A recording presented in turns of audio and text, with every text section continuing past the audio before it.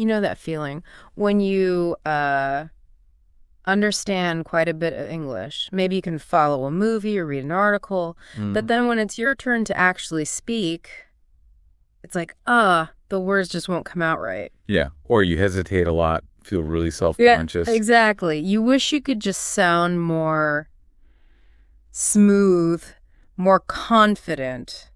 If that sounds like you, well, you're probably aiming for that next step in fluency. It's a super common point, actually. Learners build up that understanding, that passive knowledge. Right. But hitting a wall when it comes to actually producing the language, speaking it, Yeah. it's frustrating, yeah.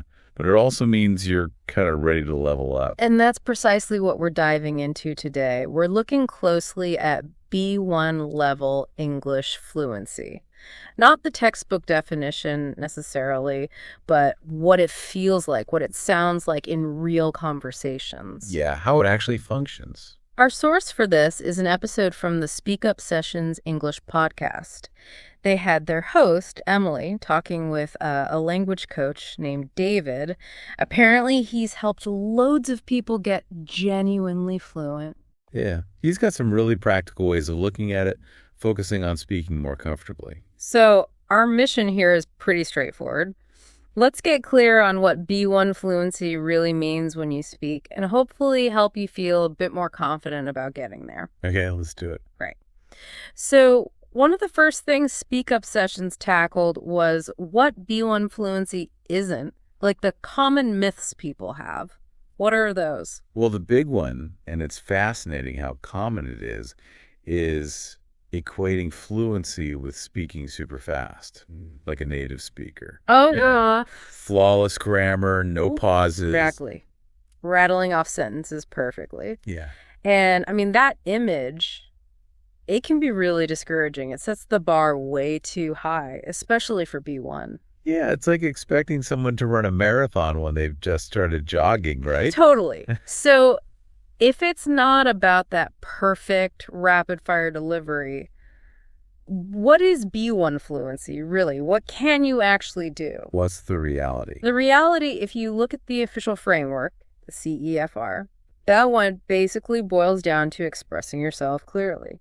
But in familiar, everyday situations. Okay, like what kind of situations? Think about, talking about your day, what you did. Your job, your hobbies, maybe sharing your opinion on something simple. Uh-huh. The key thing is you can hold a conversation. You can keep it going, even if you make mistakes along the way. So it's much more about just getting your message across in those normal day-to-day chats, not delivering some perfect speech. Precisely. And the SpeakUp Sessions podcast, they used a great example. Just someone asking you, how was your weekend? Yeah. That simple question seems almost too simple, but I guess it shows the point well. It really does. Because a B1 speaker doesn't need some long, complicated story. Right. They could just say something like, it was good, went to the beach with my family. Simple. We had lunch, played some games, weather was nice, It's not fancy, but it answers the question, gives info, keeps the conversation moving.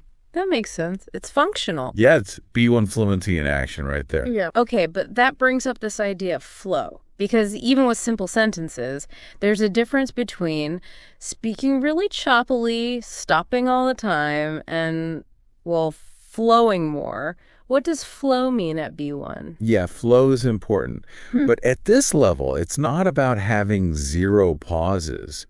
It's more about not getting completely stuck after, like, every other word. Okay. Means you can link your ideas together. You can keep talking, even if you need a second to think or, if a little grammar mistake slips out. Right. The main thing is continuity, keeping the speech going rather than aiming for perfection in each tiny bit. So keeping the momentum up, prioritizing getting the thought out over getting every single word grammatically perfect right now. Exactly right. And that's often where learners that get tripped up, that fear. The fear of mistakes. Oh, man, yeah, it's like a little voice pops up. Totally. How did the podcast SpeakUp Sessions talk about dealing with that fear? It's so common. Yeah, it's maybe the biggest block. And they had a really good way of reframing it. They stressed that mistakes aren't failures. They're actually like totally normal, essential even. Essential. How so? Well, the coach, David, he made this point. If you're not making any mistakes, it probably means you're not really pushing yourself. You're not trying new things with your speaking. Huh. That's actually a really helpful way to think about it. So, a mistake isn't proof you're bad at English. It's proof you're. Proof you're trying. You're actively using the language, testing things out, pushing your boundaries. Right. Every mistake is like a little piece of data. It shows you where you maybe need to adjust something. It's your brain experimenting, figuring things out. Mistakes are proof you're trying. I like that. It takes a lot of the pressure off, doesn't it? It really does. It encourages you to just speak instead of waiting for this, I don't know, perfect moment when you'll never make an error, which, let's face it, never actually comes. Never. Not even for really advanced speakers. Yeah. Waiting for perfection just means you don't speak. Real progress happens when you actually use the language. And making mistakes is part of using it. Inherently part of it. It's how you learn, how you get better at expressing yourself. So, okay, for anyone listening, if you find you can talk about your day, you can share your opinions on everyday stuff, navigate those basic conversations without huge, long pauses all the time. Even if you make grammar mistakes sometimes or can't find the absolute perfect word instantly, you're probably much closer to B1 fluency, or maybe already there, than you think. That's such a key point. B1 is a really solid achievement. It shows how far you've come. And it's important to remember it's a stage, right? It's not the end goal. Yeah, it's a step on the journey. Exactly. There's always more to learn. But reaching B1 means you've got a really functional, useful level of English. You can use it. And maybe the most freeing thought is you don't have to be perfect to be B1 fluent. You just need to be understood. That's it. Effective communication. That's the heart of B1. Okay, so just to quickly wrap up what we've pulled from that SpeakUp Sessions episode about B1 fluency. Yeah, let's recap. It's about clear communication, mostly in familiar, everyday situations. Right. Getting your meaning across. It's about having a certain flow, keeping the conversation moving, even if it's not perfect English. Not stopping dead all the time. And maybe most importantly, those mistakes. They're not failures. They're actually part of how you learn and improve. Essential even. Absolutely. Seeing them as learning opportunities, not reasons to stop talking. And really understanding that can hopefully take some pressure off, make you feel a bit more confident to just talk. Yeah, engage more, worry less. So, thinking about all this, maybe reflect on your own recent chats in English. Where did you feel like, yeah, I got my point across there? And if you did stumble or make a mistake, what did you actually learn from it? Did it stop the conversation? Probably not. Good questions to ask yourself. And here's a final thought to take away. Now that you've got maybe a clearer idea of what B1 fluency actually looks like in practice, what's just one small thing, one small step you could do today to practice speaking a bit more? So you're looking to get better at speaking English, right? But maybe without spending hours and hours buried in textbooks. Yeah, I think a lot of people feel that way. They want something practical. Exactly. Small steps, things you can actually do every day that, make a real difference. That's what we found looking through some of these discussions on language learning. Right. So for this deep dive, we've pulled out a few simple daily habits. Our mission, basically, is to give you some actionable tips to boost your spoken English without it feeling like a huge chore. It's really about consistency, not complexity. Forget massive overnight changes. It's the small things done regularly. Okay, so let's jump into the first one. A technique that kept coming up was shadowing. Sounds maybe a bit technical. It does, but the idea is actually pretty simple and powerful. So what is it exactly? Well, shadowing is basically listening to someone speaking like a native speaker, ideally, and then repeating what they say almost immediately. Just repeating the words. Well, it's more than that. You're trying to copy everything. The intonation, the rhythm, the speed, even the little pauses. Think of it like being an actor mimicking another actor's voice. Oh, okay. Like capturing the music of the language, not just the lyrics. Exactly. That's a great way to put it. So if you hear someone say, I don't really like coffee, you're not just saying the words. You're trying to get that same casual tone, the way it flows together. Precisely. You're trying to sound like them. And linguistically, it sort of bypasses that conscious analytical part of your brain. Oh, so. It directly trains your mouth, your tongue, your brain for the sounds and patterns of natural English speech. It builds up that muscle memory. And what are the main benefits then? Well, besides just sounding more natural, it really builds confidence. It helps you get used to the physical act of producing English sounds. And I guess it helps with that thinking in English thing. Absolutely.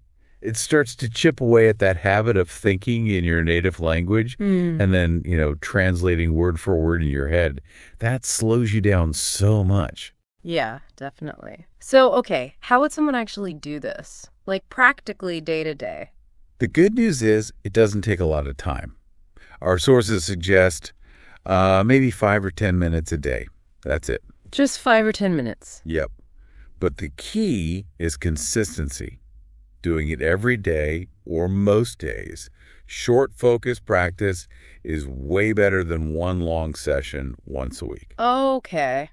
And what kind of materials should you use? Start with short clips, maybe 30 seconds, maybe a minute long, podcasts, videos. Find someone with a clear voice, maybe someone who speaks a little slower, at least at first. Right. And then just play it and repeat. Play sentence, pause, repeat. Try to match the sound, then maybe play the whole clip and try to speak along with it. It sounds like you should probably stick with the same clip for a bit. Oh, definitely. That's a key recommendation. Work with the same short clip for maybe a week. A whole week? Why? Because it lets you really absorb the nuances. The first time you might just get the words. By the 7th time, you're catching the intonation, the connections between words. You're internalizing it. Makes sense. Okay, so shadowing is one. What's another daily habit we can build in? You mentioned something, maybe a bit unusual. Yeah. The next one might feel a little silly at first, but it's incredibly powerful. Okay, I'm intrigued. What is it? Talking to yourself. In English. Right. Okay. I can imagine someone thinking, wait, talk to myself out loud. Exactly. It sounds odd, maybe. But think about it. It's practice in a totally safe environment. So how does it work? Just narrate your life? Pretty much. As you go about your day, just describe what you're doing or thinking. Simple stuff. Like when you wake up. Okay, good morning.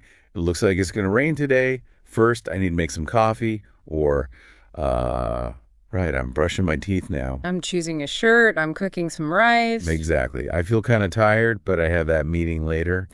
Little things. It integrates English into your actual life. It's like creating your own running commentary. It is. And the biggest benefit, zero judgment.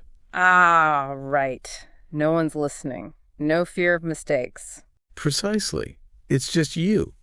You can experiment with words, try out sentences. It builds confidence like crazy because you're just using the language naturally. It shifts it from being like a school subject you study to a real living tool you actually use to think And, well, talk about your day. It normalizes speaking English for your brain. I can see how that would really lower the pressure. Yeah. Okay, so we have shadowing for the sounds and flow, talking to ourselves for low pressure practice. What's the third habit? The third one is about feedback and tracking your progress. It's recording yourself. Ooh, okay. Recording your own voice. I know some people find that difficult. Hearing yourself back. It can be a bit jarring, yeah. For anyone, really, not just language learners. So why is it so highly recommended? Well, it gives you something unique. Objective feedback, you can actually hear what you sound like. How would you do it? Super simple. Just use your phone. Record yourself speaking for, say, a minute or two each day. Talking about what? Anything. Describe your day, talk about a movie you watched, summarize an article, just whatever comes to mind. And the key part is listening back. That's where the value is, absolutely.